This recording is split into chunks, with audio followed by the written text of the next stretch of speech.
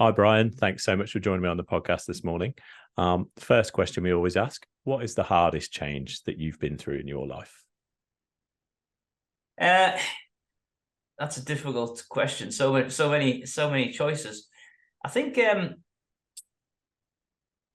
think what I would do is go back right to the beginning here, and this is really about when I was at university, and just to set the context a bit, I grew up in a very working class family. My granddad was one of seven pitmen from Chopwell, which is Little Moscow, which was the last place in still on strike at the end of the great strike of the coal miners. And so I was pretty much the first person in my immediate family to go to university. And so at that point, I went off to University of Newcastle, and did it, or signed up for a degree in pure computing science, which was a subject I had very little interest in. But people at the time were saying, go into computers, there's loads of money in computers. So off I went and trundled along to my degree in computing science. But I think I found out very quickly that I was hopelessly out of my depth, and really didn't enjoy what was going on. And whilst academically I could keep up, the passion for it just wasn't there. So when you get to the end of your semester exams, and you want to go down the students' union to have a few pints, and all your peers want to play Network Doom until 2 o'clock in the morning, you kind of realize you're not in the right, maybe not in the right place. So I took the decision to drop out of university, and again, having been the first person in the family to go to university, and having been a very high achiever all the way through school academically, that was a difficult decision to take. And I was running away from something, not to something. It was more that I was a bit lost. I knew I didn't want to do that, but I had no idea what I did want to do. So that was a big turning point in my life. And had I maybe been more of a traditional thinker and taken more of a long-term view at the time, I might have been coding in C++ merrily now, in some basement somewhere. But for whatever reason, that wasn't me, and I felt the call of the wild. And maybe goes back to my father, who's in the Royal Navy, who I sadly lost very young. But he'd seen the whole world by the time he was 21, and by the time I was 21, I'd been at University of Newcastle and not really moved that far away, apart from a small stint in Canada on a summer camp. So yeah, so felt the call of the wild, and then was a bit lost. But because I had some time on my hands, I piggybacked on a friend's skiing holiday and went off to northern Italy. And in a bizarre series of events, found myself at Turin Airport at 10:30 at night at 20 years old with my skiing gear, and no meaningful way of getting to the ski resort I was heading for from Turin Airport. And I managed to hitch a ride with somebody who had a holiday rep uniform on. And this is a lady who worked for Crystal Holidays. And I'd seen on a map that when she told me she was working in Chamonix, I've had a beer with her at the airport. She's gone, I've said, where are you working? She said, Chamonix.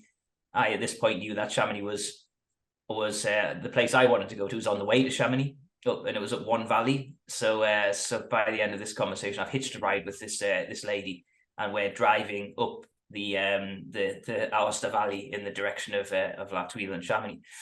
And she's listening to my mixtape. So I'm trading my mixtape here. If people remember those, I'm trading my mixtape for travel. And we got to, I'd said to drop me off at the junction to my resort, which effectively is in the Aosta Valley, and I'll hitchhike from with the traditional thumb out from the main road to my resort. And when we got to the junction in a blizzard, in -5 and almost no visibility, she took pity on me and drove me all the way up to my resort. So in that conversation, she was saying, why didn't you she had my life story by this point, and she's saying, well, listen, why don't you just stay in the van with me, come to Chamonix, I'll give you a job. And oh god, it was tempting, because I had no direction. I was listless, I was wandering around, and I was just thinking, what do I do with my life? But I'd arranged to see my friends, and I thought my mum is going to lose her absolute mind if I turn up, if I just phone up and say, by the way, I'm in France now. I know I went to Italy for a week. I'm in France for 3 months.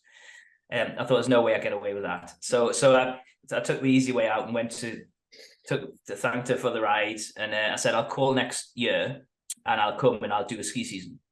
And she said, yeah, people always say that and they never do. And that sort of rung in my ears a bit. So I went to the ski resort, well, that Wheel in Italy. I had a whale of a time, amazing holiday with some friends, and saw what the holiday reps did. And I thought, right, this looks, so you go skiing every day, you drink every night, you party every night. Like this has got me written all over it, because I knew I liked drinking, I knew I liked partying, I knew I liked skiing at this point. That was probably kind of my first week. And so yes, I thought, right, that's what I want to do. So I got back home, I thought, right, that's what I'm going to do. I'm going to go and be a ski rep in a ski resort, which is an arguably short-term life goal. But I think I'd always had that short-term sort of view on life. Maybe again, losing my father at a young age, I thought a bit of life's too short mindset was probably where I was. So I wasn't thinking long-term at all. And so the next year I went to apply for ski jobs. Unfortunately, I was a year too young to apply for ski jobs. And everybody just bounced me out of the processes straight away. It was, computer says, no, you're too young.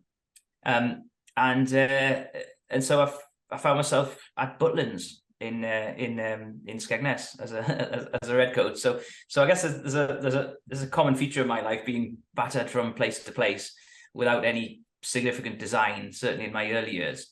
But I still had that sense of, that gnawing sense of, I'm not quite sure what I'm meant to do or where I'm meant to be, or I just want something more, and I don't want to commit to anything long term. So that took us into an adventure as a Butlins Redcoat, which when I went into it, had no idea what that would entail, having never been to a Butlins before.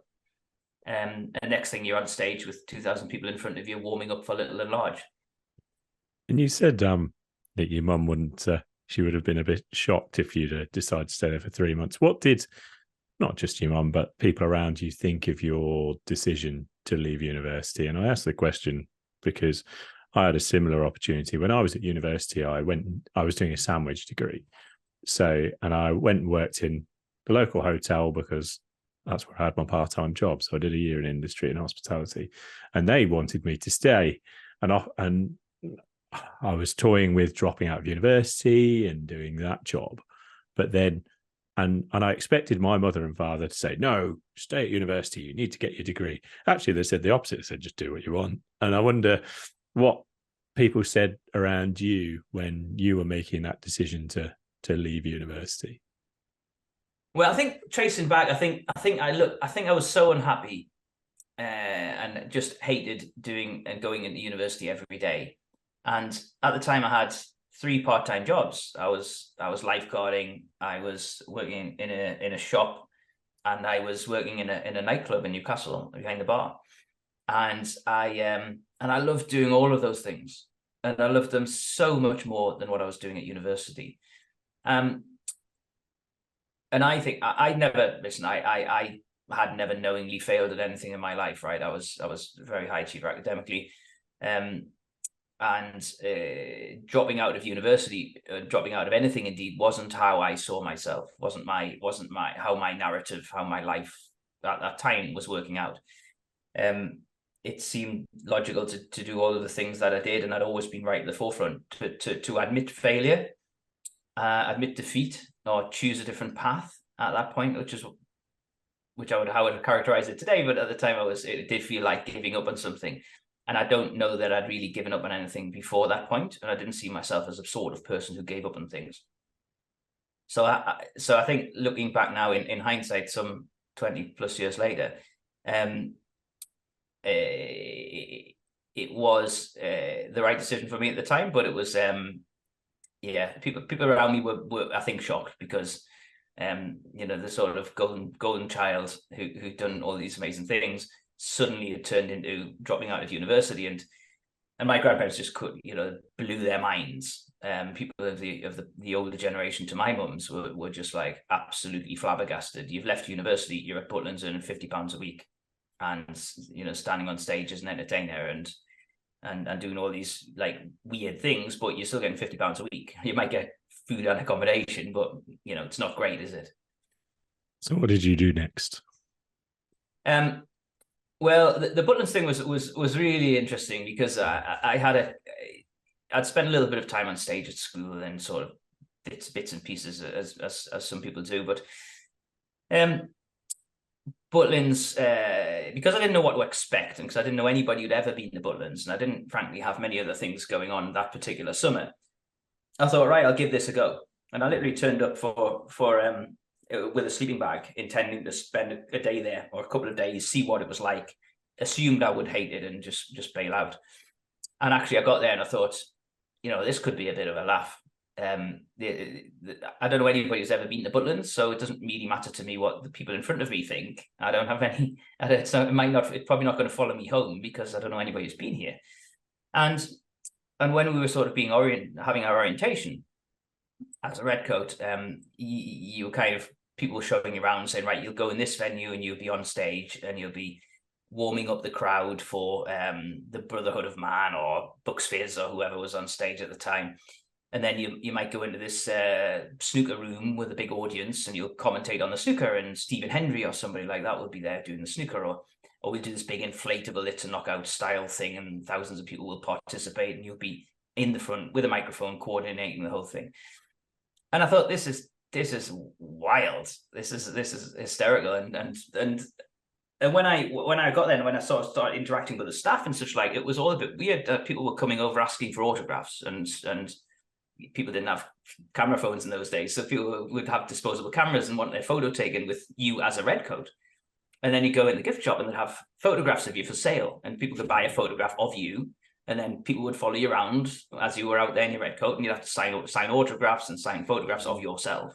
My mum still got a key ring with me as a Redcoat on it. And so it was a very, very surreal universe within the fence there at Butlins. If you hadn't ever been to a Butlins before, like me, it was completely new to me. And on reflection, it taught me a huge amount, because what it taught me was to be confident in front of a group of people. A lot of our work was also about one-on-one and interacting with people and families, and generally the job was make sure people have a good time. And I kind of took that with me. So the next stage of this, I'm at Butlins applying for jobs as a ski rep because I'm now old enough. And the next thing I found myself being interviewed at Crystal Holidays headquarters in Surbiton, I think it was at the time. And I walked into the room, and lo and behold, in front of me, the woman lifts her head up and goes, "Oh my God, it's a hitchhiker!" And so I'd gone through the normal process, all the normal channels. I didn't have a number. I hadn't called her. I just turned up, and lo and behold, here I was. And so off we went on a training course. I got the job and then went off of the training course, and it became apparent on the training course that in a holiday rep training course overseas, lots of big characters there. Everybody's kind of comfortable in their own skin. Everybody's partying all the time, learning the skills associated with, at this point, being a ski rep. So learning how to ski, to do first aid, not learning how to ski guide, doing first aid, organizing après ski excursions, doing health and safety forms, all the good stuff that you would have done at the time to be a ski rep. And next thing, I find myself in northern Italy, and I ended up at a place called Courmayeur, which is still one of my favorite places, an amazing ski resort, oddly enough next door to La Tuile, where I was in the previous adventure. And what became apparent to me when I got to resort is my approach, my vision for it was very different to what had gone before. So it was all quite let's say a little bit pedestrian at the time when I got there, and previous years had been reasonably so. But when I turned up, it was all right. Let's do a pub crawl. Let's do a quiz night, because I was early 20s, I guess, and just again wanted to party and ski. So what else would I do but party and ski? But here, overseas ops like that was a highly entrepreneurial environment. So you were encouraged to set up entertainment for the holiday makers, and frankly, who was better place to do that than somebody who just come out of a whole summer season of just doing entertainment. So it set up all these things, and we'd do a big quiz nights, and we do all these things. And actually, what was a real surprise to me at the end of the first week was when I was earning commission on these activities that we'd set up, and I was just doing them for fun. And I had no idea that to make holiday makers have a good time, I had no idea you also got paid until the end of the week. So that was all quite good fun. And then so I had a great season doing that. And And I remember the senior rep when I got there, she was just saying, listen, you do all the ski guiding and the après ski entertainment and all that thing. I'll do the accounts and the complaints and book the airport transfers and things. And I thought, whoa, hang on a second here. So I don't do any of the admin work. I just do the partying stuff and the fun stuff. And you just do the admin. And she's like, yep, sounds good to me. I was like, all right, 2 thumbs up for that. And piled into this amazing season. And then next thing, next thing people are, and I'm thinking, right, Ibiza for the summer, let's go all in, Club 1830 job offer on the table. And my boss at the time at Crystal was like, no, stay in Italy, come to Lake Garda, do the summer here, and it'll be great and amazing. And instead of being in Club 1830 in Magaluf or Ibiza, I ended up in Limone on Lake Garda with predominantly over 50s holidaymakers. So it was a very different. So my life could have taken a distinct turn in a different direction there, and didn't, and actually got a lot more grown up. And then fast forward a few years, and I guess when I was holiday repping, it was a great time to do it. We were all having amazing fun. Holidaymakers were a lot of fun. We made loads of great friends and loads of great experiences. And I did nearly probably 6 winter seasons, 6 summer seasons, something like that in northern Italy. And by the end, you kind of, I think what that was really foundational for me in my career, my journey, because what you do in holiday ops like that, and seasonal holiday ops, is you do winter season and a summer season, and you move every 6 months. And what to me that meant, and I was quite disciplined in managing myself at some level, and what it meant is I could reinvent myself every 6 months. So and it was a complete reinvention, new apartment, new people around you, new staff, new job, in my case quite often being promoted, and very little legacy. So you could cut off what had gone before and start with so learn from mistakes you'd made before and push forward with what you think was best for the future. So in those 6 years, I got to live 12 years with, 6 years of 2 seasons each. I got to live 12 years worth of life, in inverted commas, or startups. But actually, it's way more than that when you think it's a completely new environment, completely new everything. So it's not just years, it's like careers changing from one thing to another. So I moved from being a ski rep to a head rep to a resort manager to an area manager, to the point where I was involved with commercial negotiations and contracts with hotels, to the point where I was running airports on behalf of large tour operators, and went through a lot of M&A as Crystal was bought by Thompson, was bought by TUI, running training courses and having a couple of hundred staff at some points, operating multiple hotels, chalets, and all sorts of other things. So you get career progression like nothing I've ever seen before in this industry, or you did. Now, unfortunately, that's all dead to British people because of Brexit. So that's not an option for my kids. But at that time, it was an amazing opportunity for me to, on reflection, sharpen the knife and adjust my approach all of the time, every season. And there's hundreds of adventures and good stories and bad stories, and points where I've done something completely wrong, and points I've had real success, and light and shade in that. But what it did is it gave me that foundation. I still look back at those days now in stuff I do in my career today and think, okay, the foundations that I built there are really strong. And the two of the main things it taught me were, first of all, the commercial thing. You were effectively running your own business when holidaymakers got to resort at the time. So you would organize your own at-risk ski program. You would work out your cost price. You'd work out your sales price. You'd look at the difference, and then all that stuff, you'd set it up yourself. So very good quality, basic commercial stuff. But the main thing that everybody was interested in from a head office perspective was not so much how much money you were making on each excursion or anything else. It was, are people having a great time? Will they come back and book up the following year? So you have questionnaires or customer service questionnaires going out, as well as these activities. And as long as if the questionnaires were coming in positively, everybody was happy.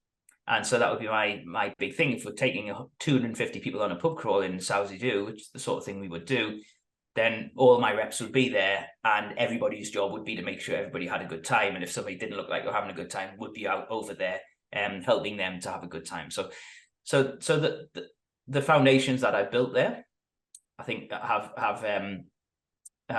powered the rest of my journey. And indeed, some of the things that I would draw out as well from that period that I think have that people might find interesting are, for example, Microsoft Excel was a very in its infancy at the time, but it seemed like a useful tool. And when I was traveling around as an area manager, I bought a book about Microsoft Excel. So in my hotel rooms at night, sometimes instead of going to the pub or something, I would be in there with my book on Excel, firing through it. I've always been an avid reader, and I think and on nonfiction and personal development, and that's kind of been my superpower in many respects. So I would take the book, I would read the book, I would implement the book, and in that microcosm of my roles overseas, I'd get the chance to put all of those things into practice, especially around leadership, especially around interacting with individuals, especially around management, sales, marketing, administration, Excel, pivot tables, everything else. So I was spend my time learning while I was doing that, and that kind of gave me a great grounding for when I did eventually move back to the UK, which is in the early noughties. And say you talk so warmly about that time. It must have been a great experience and taught you a lot. So why did you not stay and do that? Well, so I mean that's an interesting one. So I got to my early mid-20s. I'm in Italy. I'm probably one of the most senior British people over in Northern Italy for my company. And everybody else around me at this point is quite a lot older than me, and married to locals and have their own lives in Italy. But I'm still still a lot younger and still living a reasonably young life. And people in the UK are sort of getting on with their lives, and my life feels like it's not moved on in 6 years, even though I've career-wise moved on. I'm still moving house every 6 months in an apartment. I still don't own a telly. I could go. There's just loads of things that just didn't seem 100% right. And at this point, obviously, I've had 6 years of abusing my body and drinking a lot of Bardolino Chiaretto and eating a lot of pasta and pizza. So I'm probably 2 stone overweight now, and it's looking it's getting worse. And a friend of mine who was on worked for a different operator had moved back to the UK about 6 months earlier, and he said, he said, if you come back to the UK, it's health clubs. Health clubs is the game. He says, we're both too fat. He said, I've come back to the UK. I've got a job as a general manager in a health club, and this health club industry thing's really getting going. So that's your chance. So I came back to the UK, bought myself a suit and printed out some copies of my CV and got myself a ticket to Leisure Industry Week in Birmingham. And I spent a day there just walking around different stands, saying, "Oh, what do you do?" And they're like, "We're a chain of health clubs. We're David Lloyd Leisure, or we're Fitness First, or whoever." Handing out CVs and trying to have conversations with people. And I knew I didn't have any experience in health and fitness. I knew I didn't have any running health clubs, but I thought my transferable skills are really good here. I've been involved in supervising multiple hotels and chalets and everything else. It can't be that difficult. And it can't be that different. Sorry, I knew it would be difficult. But I thought, I've got one sort of thing in my back pocket here. I said, I'll go anywhere, and that was my kind of thing. I said, just send me anywhere. I'll go and do this. So I got to the Fitness First stand, and I was handing my CV in, and I happened to be a regional manager there, and they were in rapid expansion mode. They were building them like crazy at the time, and I got on chatting with a guy. He was going for my story, and he seemed quite happy with it. And they were recruiting people from all sorts of backgrounds because they were expanding so quickly. And he said, "Right," he said, "I've got a club opening in East Kilbride in 3 months. If you want it, it's yours." And my response was, not a word of a lie, "Well, that sounds great. I've always wanted to go to Wales." East Kilbride is next to Glasgow in Scotland. And so I was like, yeah, that's what I meant. So about 6 weeks later, I find myself in East Kilbride on the outskirts of an industrial estate, launching this student accommodation. That's a bit of a slip. Launching this health club into the East Kilbride market. In fairness, quite a sketchy location on the outskirts of an industrial estate. No buses, and East Kilbride at the time had the lowest per capita car ownership in the UK. I think it wasn't a particularly affluent area. So next thing, I'm interviewing studio instructors and doing all these things that I'm at that point in time had very little understanding of. But we built a team and we started selling memberships, and it was tough. It was an uphill struggle selling memberships in that area, and we launched on about the same day as one launched in central Manchester. So when they've got 4,000 members, we've got 500, and it was not my greatest day. So I went through that and then got headhunted to go to David Lloyd's. So as a general manager there, I went to a sort of assistant role at David Lloyd's, which is a much bigger organization. People will be familiar with that as a big rackets club. And I had a lot of fun there and learned a lot. And again, I think an ongoing theme of my life has been this transferable skills point, and the transferable skills, willingness to learn, and reading as a superpower are three kind of big themes in my life. Because I thought, well, what was I doing overseas? Sales and marketing, operations, health and safety, facilities management, hospitality, all that good stuff. Well, same for health clubs, but a different kind of product, if you will. So instead of ski resort, instead of summer resort and tours and bar crawls, you're doing health clubs and gym memberships and F&B offerings and rackets in David Lloyd's case. So to Glasgow, then got transferred to Teesside, which was a club. At that point, I moved back to the northeast and was commuting to Teesside. And then I was headhunted again for what would be the last, what I thought would be one of the last big health club openings in Newcastle, which is a recurring theme as my home sort of area. So I went over and did a full pre-launch and launch of a health club in Newcastle, and that was quite an exciting phase of my life, the health club journey, which lasted for about 4 years in all. It sounds like if there's one thing people listening, well, perhaps I take from this, maybe other people take something different, but you seem to always be looking for the next opportunity and going to find it. Would that be fair to say? Yeah, maybe just a bit restless, and so it's when you look back at my CV, it's kind of it is very jumpy at the beginning. And I got to the point where I was thinking, hang on a second here. The theme is, and people might not have always seen this at the time because quite often it was within an organization. But it was a thing about holiday reps as well. You get what we call an end of season itch. And it would get to the point where you're at the end of the ski season and everything's getting snow's getting a bit worse. It's getting a bit slushy.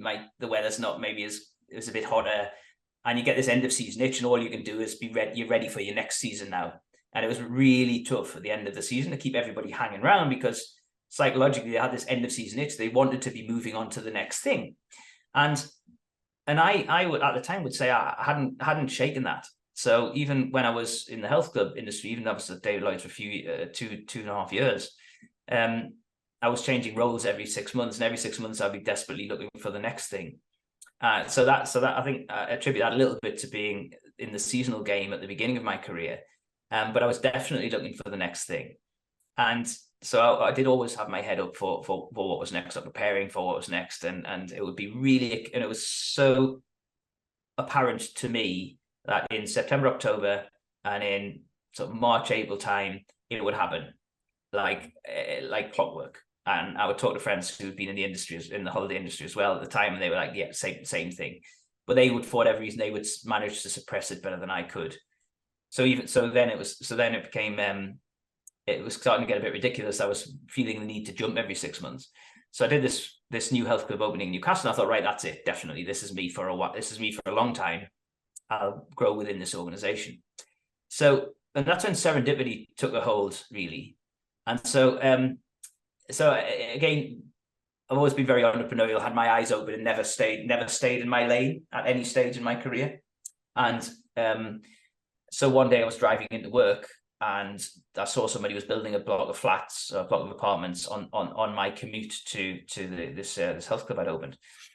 So I'd been watching it for a little while, and then seemed to be advancing. And so I drove in one day on my way to work, and I thought, well, I'll go and try and strike a corporate agreement with the landlord or the owner of these flats, and maybe we can give the people some discount, and they'll use my gym, and it'll be a good thing for everyone. And so I wandered in, and I ran into a guy who was in there, and I sort of having a conversation with him. He was up from London. He worked for the people who were developing the residence. And sometimes, sometimes in life you just meet somebody and you think, you just hit it off immediately.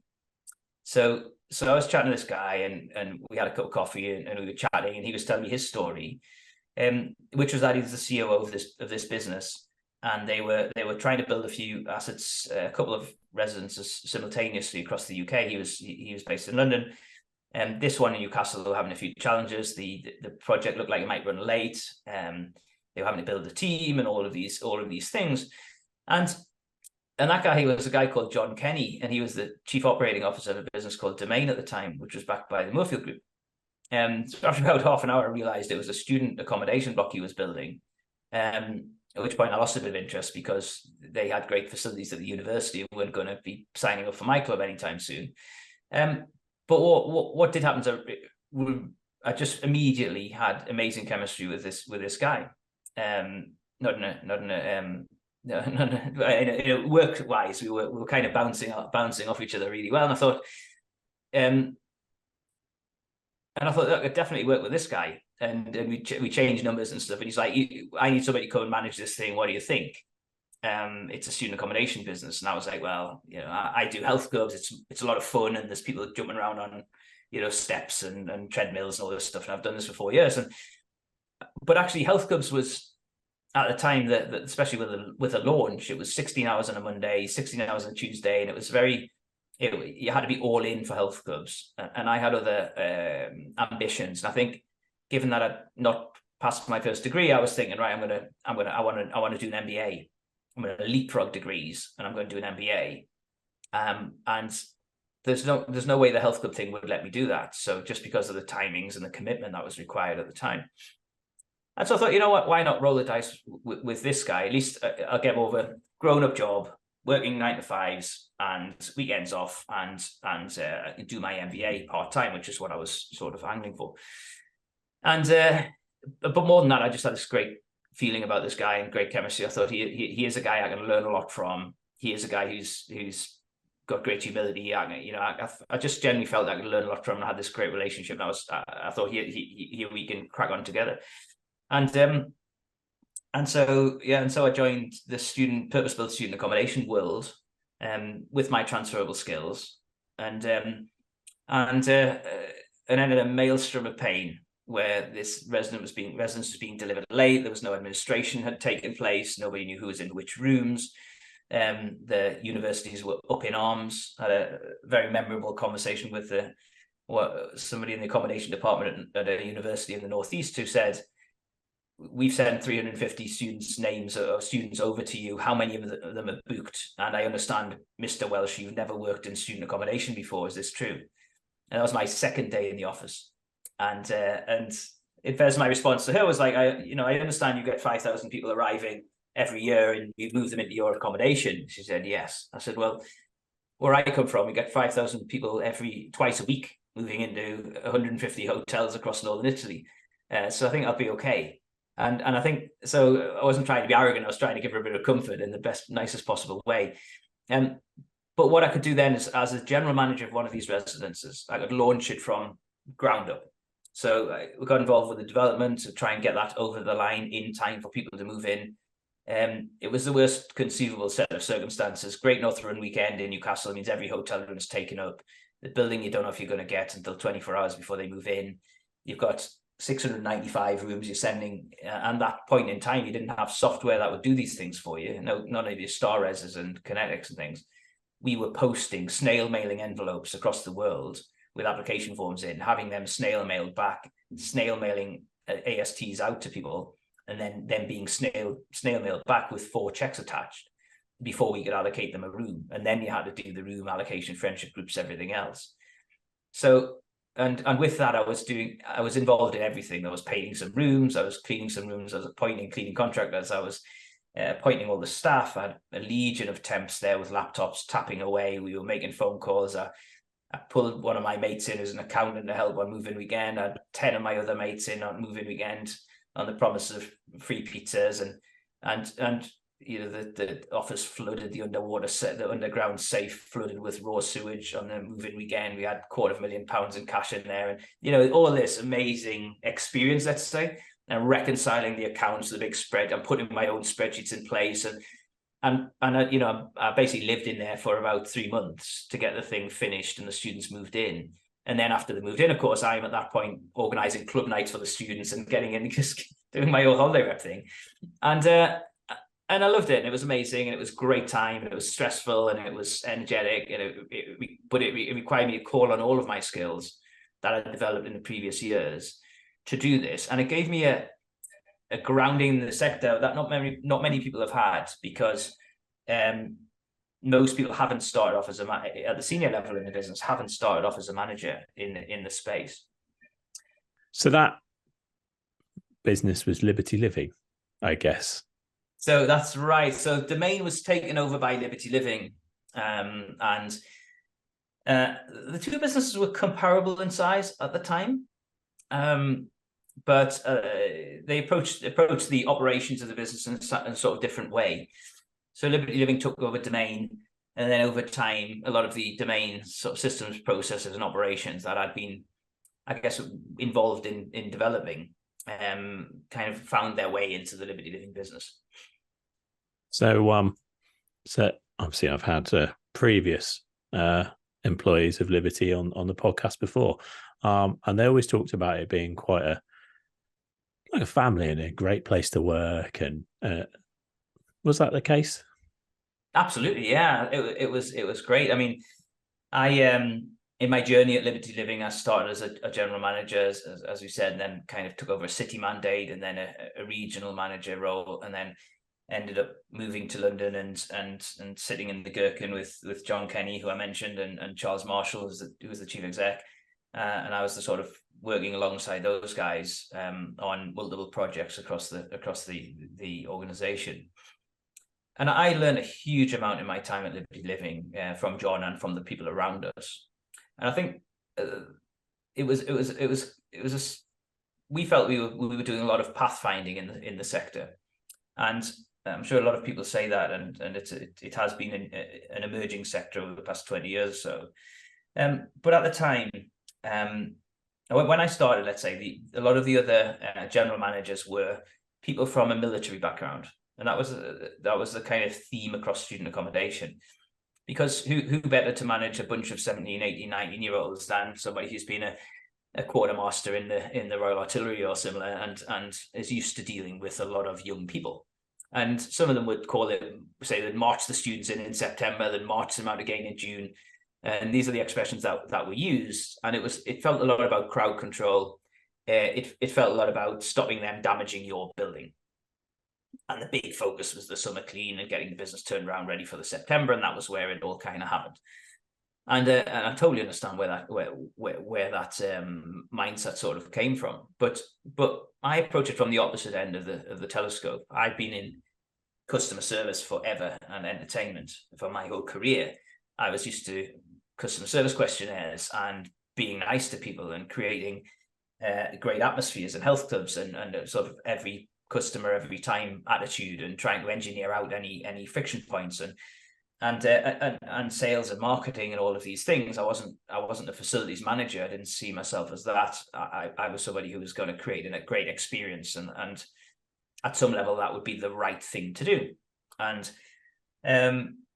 it might not be a tangible financial benefit of being nice to somebody and sending them away with a smile on their face, but that was kind of the way I would approach it. And so that's the kind of ethos we try to instill at Liberty Living, and everybody in the business, no matter how, what background they had or how long they'd been in the British Army or anything else, kind of came along on that journey. They got it. It was very much, let's create a great place to work. And we invested a lot in the general managers and the teams. and created, I think, a really strong ethos and value, and created a place that people wanted to come and work. So there were high expectations. People were high achievers, but I think we had this shared sense of mission. We all thought we were doing something that was good and right, and we wanted to do it. And the people we recruited, we wanted to do to the best of their ability. And we used to have a phrase that we recruit somebody for attitude as well as ability. As previously, if you were an electrician and you could do electrician stuff, then great, you get a job. Now it was actually, I can teach you how to, we've engineered these buildings to such a point where, you don't need to be super experienced handyman in some cases to be able to maintain one of the bedrooms, because they've engineered that.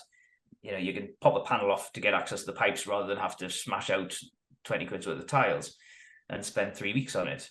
So we've engineered them to that kind of point. So I can teach people to maintain the building. I can't teach them to change their personality completely. So recruiting people on attitude as well as ability was really important. And I think if you look around Liberty and look around the sector, there's a lot of former Liberty people who are still in the sector and are making waves and continue to make waves in the space. Were you surprised when it was acquired by Unite? Well, that was a bit after my time, quite a lot after my time, actually. Yeah.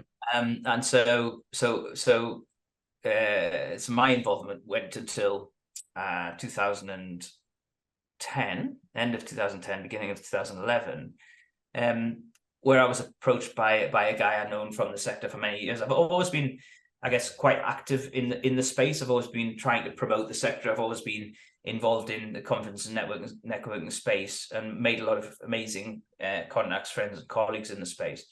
And because I've always had this view that we can move the PBSA space forwards, and it's in everybody's interest to make it a better, greener place to work, to deliver better service, to have especially on health and safety and things like that, and facilities management. If we can share strategies, resource, if we can make the buildings as safe as possible. I've always been very open about that kind of thing. So that would lead me to get involved in plenty of networking events and such like. And so a guy had fallen off the networking radar, had disappeared for a few months, called me up one day at the end of 2010 and said, "Hey, I'm starting a student accommodation business. Do you want to join the party?"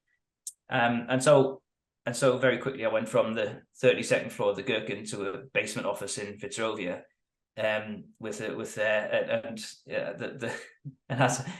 day I was due to start, I got a phone call from the chief exec, who was Bob Crompton, and he said, "You better buy yourself a laptop and a phone, Welshie, because we haven't got an IT department or any of that."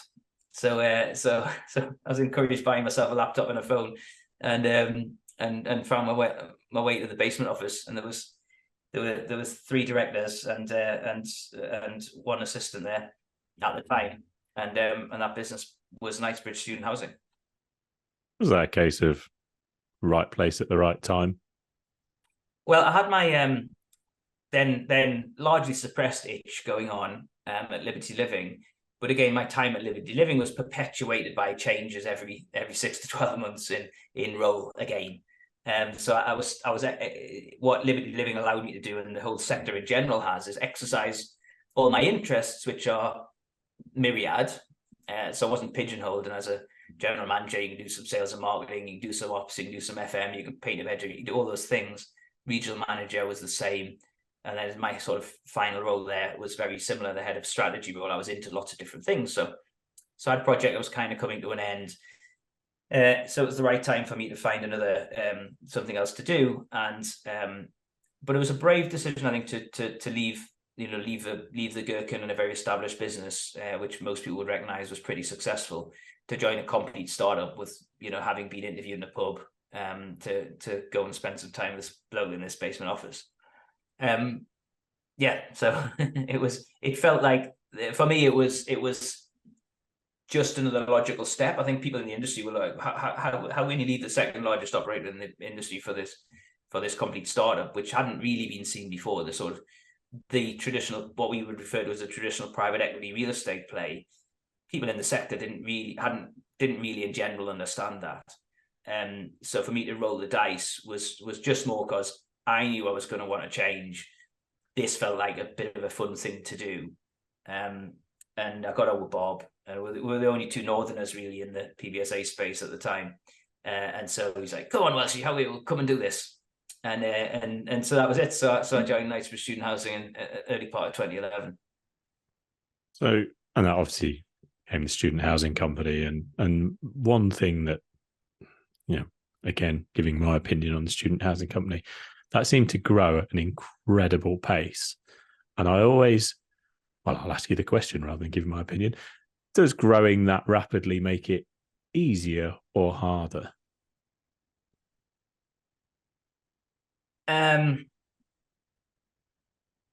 That's a good question.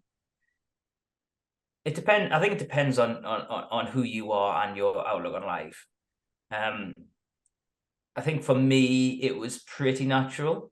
And for the people we recruited, I think it was as well. You get used to a steady state of instability, if you like, and you have to.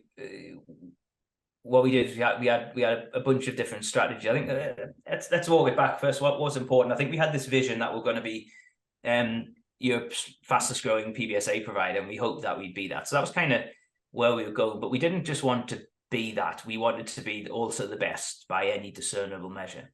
And we recruited people who would had that in their DNA. So we want to be the best at service. We want to build the best buildings. We want to be the fastest growing one. So many of these things we kind of wanted to do. And what we try to do when we talk about people often talk about culture and in businesses and kind of culture strategy for breakfast and all those things. And I think that's right. And I don't think you can understate that.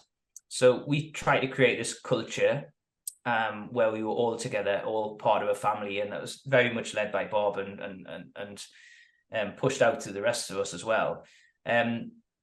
That again, a bit like we were at Liberty, and we had this big family thing going on, and it felt very much like that. But we were creating a new one. We had a blank sheet of paper; it had never been really done in that way before, and it was just mega exciting. So building your own brand, you're building your own website, you're doing everything in the way you think about it. You're forgetting what went before. You're putting your own systems in place. You're striving on. You're breaking into Ireland for the first time. You're breaking into Spain. You're building in France. You're doing all this amazing stuff all over Europe. And we had great alignment from the investor, who was super supportive. And we were very much in a platform style, with a platform style PE investor rather than a real estate investor, which allowed us an amazing amount of flexibility when, for example, we decided we wanted to manage our own assets and created an operating business called the Student Housing Company. But just to rewind slightly, a feature of the holiday industry at the time when I did it with Crystal was, if you're the resort manager, that's your business. You run that resort as your business. We'll send you holiday makers. You make sure they have a great time, organize events and things like that for them. That'd be great. And then with health clubs, it was very much the same, especially David Lloyd's at the time. It was like, if you're a general manager, go and sign yourself a contract with a local car dealership, give them some advertising space and get yourself a nice car and some income if you can. And then with Domain, what we did was we said, you're the general manager of the residence. You get your own P&L control. You can have authorities. And at the time, general managers for our competitors would be able to sign £50 or have a petty cash tin. We gave our general managers £1,000 authority, because making those students happy all the time, and it's not going to make any difference to the overall P&L of this 25 at the time £1 million asset. Now probably £120 million asset. But so what we did at the Student Housing Company, my view was, let's recruit great general managers. Let's pay them a bit more than the market might normally pay. Let's give them P&L control. Let's put checks and balances in place that allow them to be entrepreneurial, make a difference, and deliver great service to their students, and be part of the team. And they can have regular meetings. They can input into the systems and processes we put in place, and get very heavily involved in forming the business. But fundamentally, if they can't get me on the phone, I was the COO there, if they can't get me on the phone, or their area manager on the phone, or anything else, we want them to be equipped to do the right thing with confidence that they're doing the right thing and that they'll have our support. And I think a lot of organizations get that wrong. The consequences are too bad, or they don't, in many cases, don't trust people into the organization enough. And we talked about this, we talked at Liberty Living, we would talk about management at every level. And the Student Housing Company was very much the same. If you're a marketing manager, if you're a systems manager, if you're a building residence general manager, or an assistant manager, or if you're the head of maintenance in an asset, we wanted everybody to culturally be doing what the business was needing and what was the right thing from the customer's perspective as well. And we'd spend a lot of time instilling that ethos into people, and in the recruitment phase and all sorts of recruitment, bringing the right people through the business who believe in that strategy, who want to be leaders. Whether you're a cleaner or whether you're a receptionist or whether you're a general manager, they still want to be a leader, and they will take responsibility for their part of the empire. And to your point there, to your question about rapid expansion, that was the only way you could achieve rapid expansion, to my mind, by mobilizing and stabilizing. I talk a lot about mobilizing, stabilizing, and optimizing as my sort of MSO methodology in operations. But you spend a lot of time mobilizing the residences when it gets launched, filling it with students. You then need it to be stabilized, and then you put your guy in there, and then that guy could continue, and it will just continue being stabilized, optimized. But if you're still having to drag all your head office resource back to Lincoln or Leeds or wherever you might be, or Madrid or whatever, you can't get on with your expansion mission if you're being pulled back constantly into the existing pipeline. So what we try to do is build it, stabilize it, and then remove your management time from 50% on that to 10% to 5% on that, because your local manager is fully on mission and you can trust him or her to manage that residence. You must have clearly taught the people there that, because you must be proud to see quite a lot of the alumni of Student Housing Company out there in forging their careers out in the sector. Well, that's probably the greatest pleasure I have, and I know the senior people I've worked with, Charles or John or Bob, would say the same, that the people we have worked with, and it's been a privilege at every turn to work with these people, have gone on to do amazing things in the space. It's nice that some of them have kind of come back and worked with us in different guises at different places. That's also been a real pleasure and a real treat. But if you look around many organizations in the space now, you will see a lot of those names that were at Liberty or the Student Housing Company, whether it's Paul Watson, Tony Allen, Soraya Cominello, Sarah Canning now. Look around, Gina McMorrin. There's a bunch of people out there who have been, Tom Banning, Christian Davies, I can go on, Scott Blakeway, Tom Ricks. Yeah, so I'm going to get wrong for whoever I haven't mentioned now. But you'll see them in every walk of life. And actually, I was at a conference, the class conference in Barcelona a couple of weeks ago, and I was talking to Chris Holloway, who's another one. And he was saying, you know what, I think there's at least 50 people here, probably closer to 100, and most of them have worked for or with us, and that was just beautiful. And we walk past each other, and there's hugs and beers and everything going around still. And that Student Housing Company journey was just a great example of how to create a culture for success, where people can have fun, do well, everybody got paid well, and build some amazing assets, and had some great students in there. And on the customer service side, I mean, I've always been very keen on testing and assessing how your customers are from the repping days, I guess. What are your customers thinking? How do you improve? What gap analysis can you do to improve the service to the customers?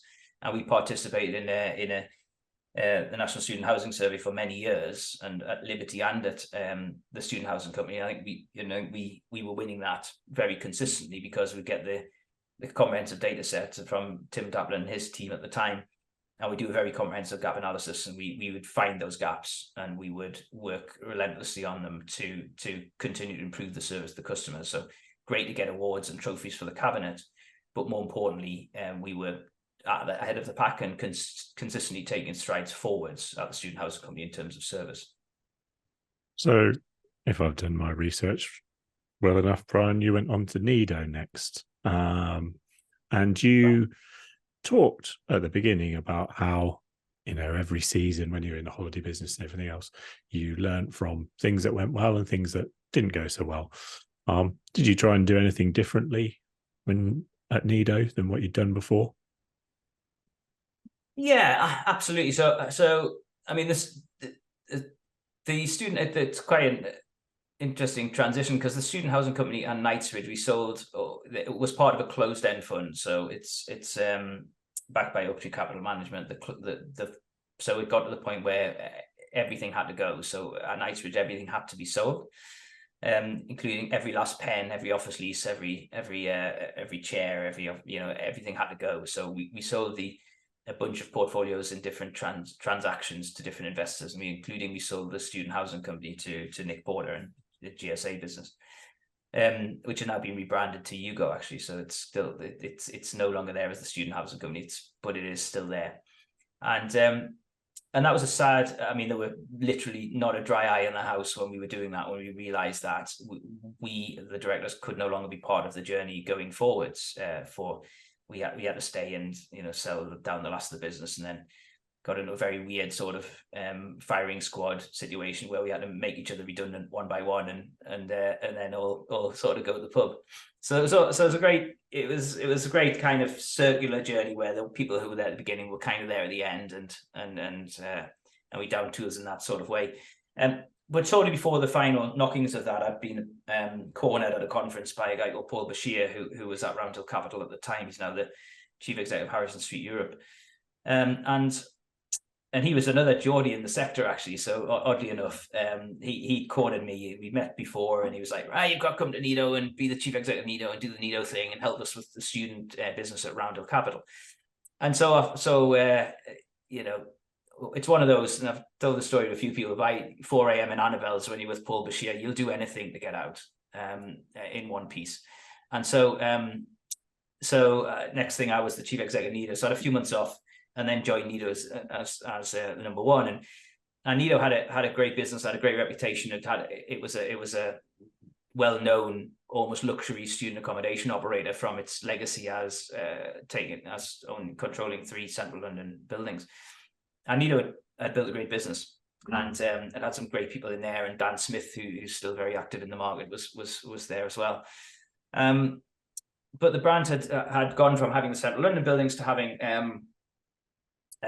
different sorts of buildings around the UK, of different styles, some townhouses, some apartments, but certainly not all 5-star quality. It was more mid-market. So I guess I had the chance to come into Nido, into the existing business. The intention was always to grow it as rapidly as we got, as far as we could. It works with multiple different capital partners, have multiple different strategies, but what we did have is the owner of Nido was very passionate about the customer service, about the branding, about the marketing, about what we were doing with Nido. And so I got a chance to go and have a look at that business for a while, which I hadn't really enjoyed that luxury in the past, if you will. And I was in a position quite quickly to make a difference on some things, just because I'd lived this life for a lot longer than some of the Nido team had. And so we embarked on a rebranding exercise to sort of bring the brand into something which could be more wide-reaching. We focused, doubled down on the student aspect of it and the service. And working with the team, we came up with some real key brand values, which I think resonated well with the Nido and the community, and indeed the wider sector. And I think Nido was very brand led, so I think we were probably quite front ended in the branding stuff. And we started talking a lot about sustainability, about building communities, about well-being, about technology, about design.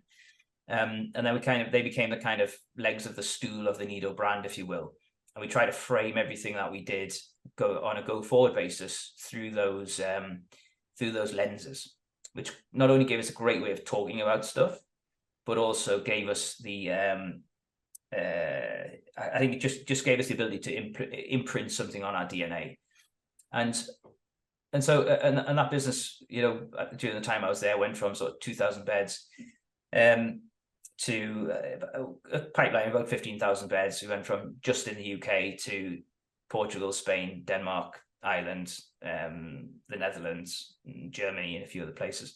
So we got into rapid expansion mode again, brought a lot of new people in, a lot of old faces, in fairness, from the Student Housing Company came and joined the party at Nido. And yeah, learned a lot of stuff. That was my first real chief exec role, formal chief exec role. And I really enjoyed it. I think we did some great stuff, and we did a lot of forward-facing, outward market-facing stuff, which we hadn't done as much of maybe at the Student Housing Company. And yeah, we had a great experience and worked with some great people. So you were kindly recommended to come on the podcast by Richard Stott. I won't do an impression of Richard, but the reason he recommended you to come on was he said, we all want to know what he's doing. What are you doing now? Well, listen, I've got I've been around the market since 2005, right? So I've been 18 years in the purpose-built student accommodation space. And I've made so many great friends and relationships and contacts. And I was in Boston a couple of weeks ago, as I said, and it was just like with a group of friends. It was just lovely, and we all spent some great time together, and it was enjoyable. So in those sort of conversations, a lot of people have kind of picked up the phone to me and said, hey, what are you doing? Will you come and help out? So I'm helping a few people out with a few different projects, really. I set up a small business called Opry Solutions Limited. So nobody can pronounce or work out what it is, but it's operational real estate solutions. And that allows me to a bit of freedom to help people out on sort of short-term basis, or for a couple of days a week here and there. Or I've got an ed position, I've got a trustee position. And I think I would say I'm enjoying helping people in and around the market at the moment to think about what they're up to identify some of the best people who they might want to join their teams, to help identify market opportunities where they should be spending their time. In some cases, to sit on an investment committee to give opinions about an asset, to think about debt strategies, whatever it is. I think people have been very gracious in wanting to spend time with me and just say, hey, can you give us some advice on this? And we find it really valuable if you can do some mentoring of these people in the team. A lot of those kind of things. So I'm getting to, it's a little bit choose your own adventure. And it's a little bit of fun, and I'm enjoying every conversation I have, because I'm just spending time with great people who I really like, without having any of the executive sort of stress that you get with being a full-time executive and taking the world on your shoulders. So at this moment, that's a lot of fun. And is that what I'll do forever? Who knows? I think what am I focused on? What am I interested in the moment? I think chemistry is really important, and wanting to spend my time with people I want to spend my time with. That hasn't always been a luxury I've been able to enjoy in my career. But I think it's important. And so, yeah, what do I want to do? I like to continue adding value, use the skills that I've got. I'm a little bit passionate about sustainability and doing the right thing as organizations and corporately. Ranting on Twitter a bit about politics is always entertaining. Following Newcastle United in their quest for Champions League glory. And so I don't think that's changed, but I feel like, I don't feel like I'm done yet. And I'm, what am I, 47 now? So I've probably got another roll of the dice or two. But at the minute, I'm really enjoying what I'm doing. So happy to continue. Well, I couldn't have you on the podcast without picking your brains about the PBSA sector. So how would you describe the health of the sector right now? Well, the fundamentals of the sector have never been stronger, right? So there are more students than ever before. The student to bed ratio is in most cities incredibly high. If anything, we need to build more quickly to help more students access accommodation, and in fairness to keep a handle on the pricing, because we're seeing incredible price increases over the last 2 years across Europe, but predominantly in the UK, which is where we are today. So I feel the sector is very, very healthy. I think from an investment perspective, it's a more difficult or less clear picture for some investors. It's not as much, and it's not really as much to do with the sector as it is to do with the investors. So it's not as much of a slam dunk as it was in the past. Some investors have what is widely referred to as the denominator effect, where by nature of some of these other asset classes moving around in value, their weighting to the space has become disproportionately high, which means that they've got to almost, certainly not by dramatically amounts more PBSA kit, which is kind of causing it to be a little bit of a complicated space or time in the market. A lot of it is driven by the cost of finance, of senior finance, and we've seen that risk-free rate go up across Europe, and therefore the debt rate's gone up across Europe, which is definitely having an effect. I think the forward curves on debt look like they're becoming going down, certainly, or at least stabilizing, which is giving people more confidence. So I think 2024 will see more activity than 2023, and 2025 I think more again. So from the investment side, so putting my operator hat on, it's never been better. Putting my investor hat on, it's a more complicated picture at the moment than it was a few years ago.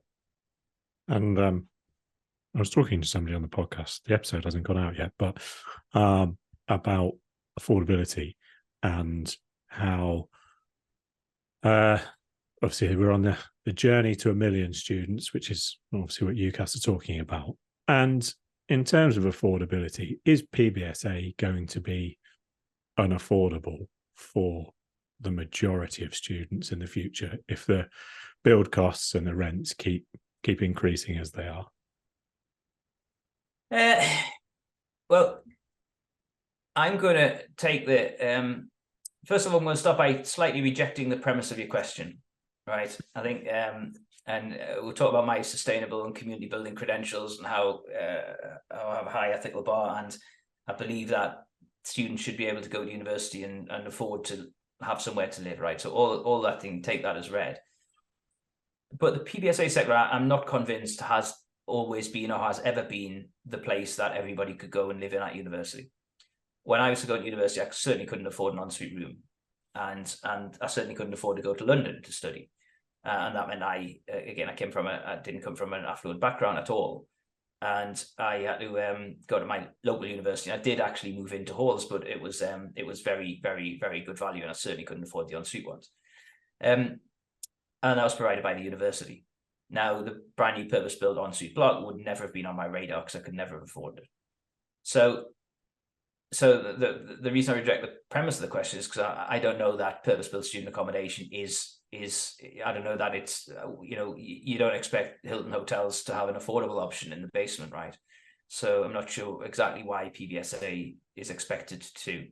Now, contributing by the way of Section 106 agreements, the affordable student housing, ongoing negotiations in London, maybe Liverpool, who knows where else. I can see why local authorities are trying to get PBSA to help. But the bare fact of the matter is, if you're not going to charge 160, probably 170 pounds a week now, it's unlikely you'll be able to afford to build it, given construction costs where they are today and cost of finance where it is today. So I would love government to intervene here to help developers, providers, or indeed universities provide more affordable accommodation. But the how that's financed has to be thought through in a big way. The infrastructure funds might be able to help, but it feels complicated. But I think that my jumping off point here is affordability the problem of the PBSA sector? People are trying to make it that. I do question whether it really belongs there. Okay, and we've come on to the quick fire round questions now. So if you could change one thing about the world, what would it be? Probably, from speaking selfishly, probably Brexit. Probably my biggest, the biggest axe to grind. So I have a very firm view on that. And having spent 6 years of my life in Italy, which would be lost to all of our kids now, that would be my kind of selfish one. I think I'm reasonably politically active. kind of rise of the right is a bit scary as well at the moment that's going on. So I wouldn't classify myself as particularly left-wing. I'm more of a centrist, but there's a few things happening at the moment which I think are I think people offering very simple solutions to complex problems has always been a danger, and I think will continue to be so. So anyway, it's a bit outside the sector, but there you go. And what advice would you give to someone who wants to change direction but doesn't know where to start? I've read hundreds of, or maybe well north of 100 books on personal development philosophy, and they all say the same thing, which is just start. And I think there's a lot to be said for that. And some of the authors I've read a lot of are Stephen Covey, in terms of getting, the 7 Habits. I'm sure you've read or heard of, and that very much gives you methodologies to how to do something. So you read that book, you'll come out with some next steps invariably. And think first things first is what that would advise you. But philosophically, actually, there's a very, very pop culture American motivational speaker called Tony Robbins, and he would be exactly the same. He just say, just get on with it. Like, as of tomorrow, just get on. I've noticed this, actually. I have a few friends who talk a lot about what they're going to do next and this amazing business they're going to start. And I've got one friend who did get on and start a business without telling anybody, and suddenly you wake up one day, he's got a business and he's doing it like you have, Gareth, and actually like I have now as well. I didn't do any talking about it. I just went off, got hold of my accountant, told him to make a business, bought a website, got a logo, did a logo for $20 online, and I've just ordered a load of business cards for $50, and had them all designed using AI and all that stuff. So I just got on and did it, which is what I would do. I want to learn about Microsoft Excel, get a book and read it. I want to, whatever it is, I want to be over the pandemic, I applied and joined RICS. I thought, it would be great to be a chartered surveyor. I think I'm doing a lot of those things already. So I kind of went through the RICS process over the pandemic and thought, I'm not going to sit in the pandemic and not move forward. So I've done RICS. I'm brushing up my Italian. So I've got a 1,500-day streak on Duolingo. So I'm hammering that. I want, got on my bike. So you've got to just do it is the moral of the story here. Just starting something has a magic all in itself, is something another famous writer, whose name escapes me, says. Yeah, that's great advice. And JFDI, that's what we would have said, the Student Housing Company, JFDI. And what's going to be your next big change? That's what I'm maybe starting to think about now. So doing what I'm doing now has been great. I need to spend some time maybe thinking about what the next big thing is. Who knows? Who knows? But watch this space, Gareth. You're teasing the listeners there, I think, Brian. And if you were to recommend a guest or more than one guest for me to speak to on the podcast in future, who would it be? Well, yes, and so many people I could think of, but I would always say John Kenny, because I think he's a fascinating guy and a very deep thinker. So if you haven't had John Kenny already, he would be very high on my list, because he has a way of seeing the world, and through a lot of adversity in his early life as a young man, that I think it's incredibly illuminating to hear from him. And another guy I was thinking about was Kevin Redman, who is a person about my age, a bit younger than me, actually. He wouldn't thank me for this. Who's had a really interesting journey over his career as a recruiter in the space. Up until about a year ago, where he suffered from a stroke, and he's had that's caused some major lifestyle reevaluation for Kevin. So I think John and Kevin would be really interesting people to talk to. And the third one is Chris Holloway, who I brought into the sector through a story he'll no doubt tell you, which also involved alcohol. Back in 2012, when we bought a building randomly in Madrid. And Chris is a really interesting guy. He speaks multiple languages. He owns a bookshop. He plays guitar. He teaches kids amateur dramatics, and still manages to be right now the sort of global business development director for GSA. So there's some really interesting names, all of whom I always find my time with fascinating. Great. We'll definitely try and get some more episodes recorded with them. Brian, I just want to say thank you for spending your time with me today.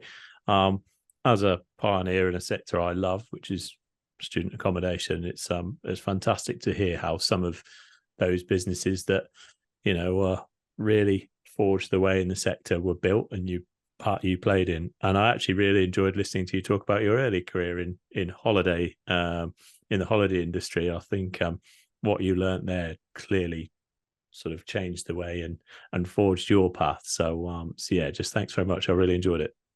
Thanks very much, Gareth. Take care.